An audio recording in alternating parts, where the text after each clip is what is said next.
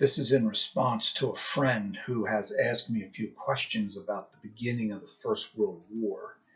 And in the questions, my friend basically said, well, this goes back to the Franco-Prussian War, and this goes back, well, at least then to the Napoleonic Wars. And then a friend of hers said, well, actually, may even go back to Charlemagne, or as we should really call him, Karl der Grosse. He was not French, of course. He was a German. He was a Frank.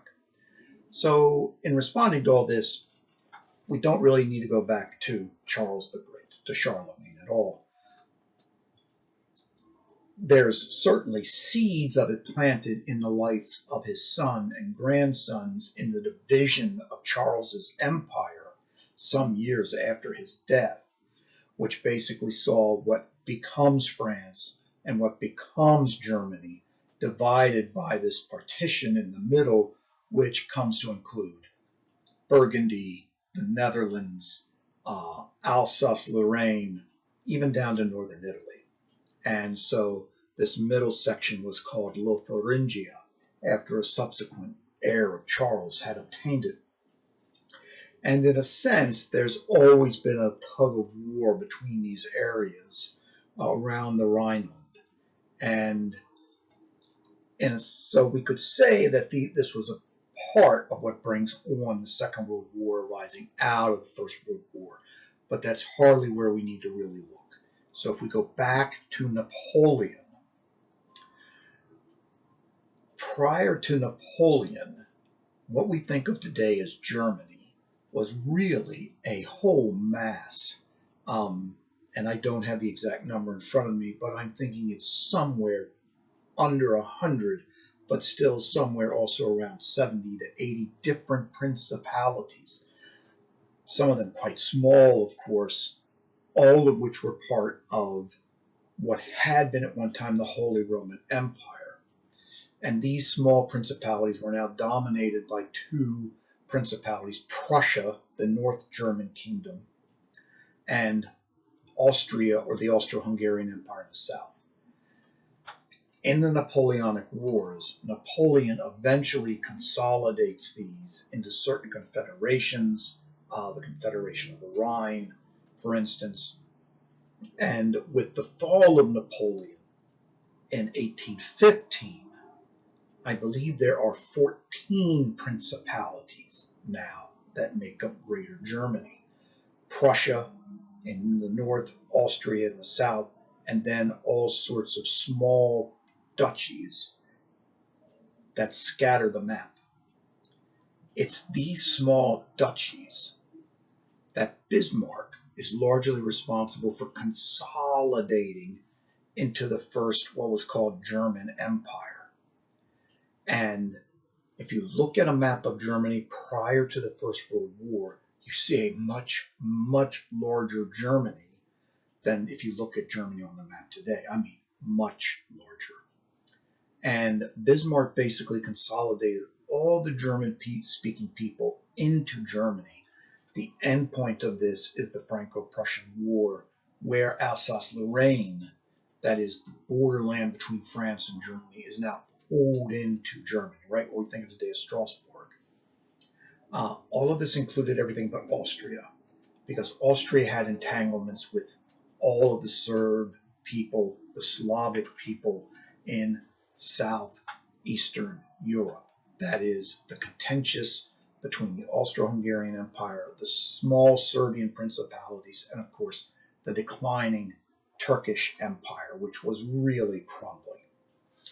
And basically Bismarck did not want Austria as part of the German Empire because this would just create more entanglements, which he didn't want. And Bismarck was dismissed by Kaiser Wilhelm II because Kaiser Wilhelm wanted a far more, let us say, aggressive foreign policy with respect to building up a foreign empire akin to what the French had done, but more akin to what England had done. All of which Bismarck had not wanted to do, because for Bismarck, the real threat to a unified German state was none other than Great Britain and her incredibly superior navy. And Great Britain had an idea her Navy needed to be larger than their next largest two competitors. And they were an island. They had a vast oceanic empire. And so, with Bismarck's retirement, the great German industrial engines turned to cranking out dreadnoughts, ships. And once they did this, this is what begins the complex of alliances, the failure of which these alliances led to the First World War. And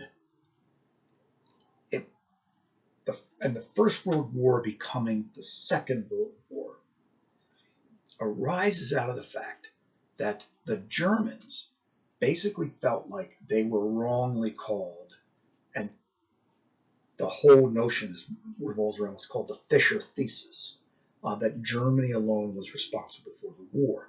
A thesis now largely in tatters and in disrepute. There are still some who want to hold to it. But essentially, it was the breakdown of the alliance system, an alliance system which saw England and France in an alliance with Russia. And basically, when the Franz Ferdinand was assassinated in 1914, this basically brought Austria into war with Serbia. And Austria looked to Berlin. Berlin basically said, clean up the mess. And all of this then was sure to provoke, and it did, the Russians. And it meant this mass militarization, and Russia was in no way prepared for war. I mean, Russia was very backward industrial-wise. But all of this comes to war, and the war basically probably would have ended with Germany defeating France and Britain in the West after having won in the East. That is, Russia had to bow out with the Revolution of 1917, except that the United States entered the war with probably the man who was our worst president ever, Woodrow Wilson. And Wilson had this idea of the war to end all wars, right? Let us murder everyone so that we don't have to murder anymore. It's kind of how that goes.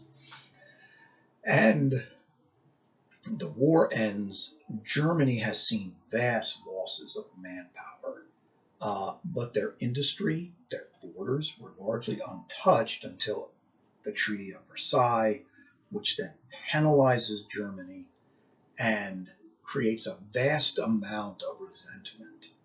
And it also builds into the fact that Germany was betrayed by certain individuals within the German government. The Weimar government was seen as illegitimate by the Germans. And this is what leads to the Nazis. The Nazis, who basically were romantics, they were nationalists, of course, but they were also racialists, which is not to be confused with nationalism. And so this is really what brings us one. Now, the best books to read. There's a book by a fellow named Tooley,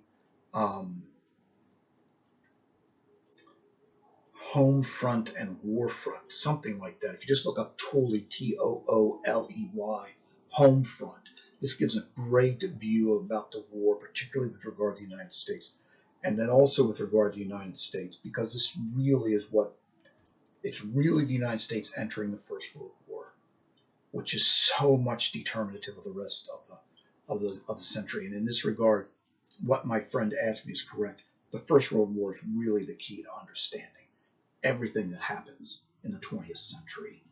And there's a joke about a time-traveling time cop who comes back from a mission and says, I know you sent me to kill Adolf Hitler, Sergeant, but I killed Woodrow Wilson instead. And the sergeant looks at the time cop and says, who's Adolf Hitler?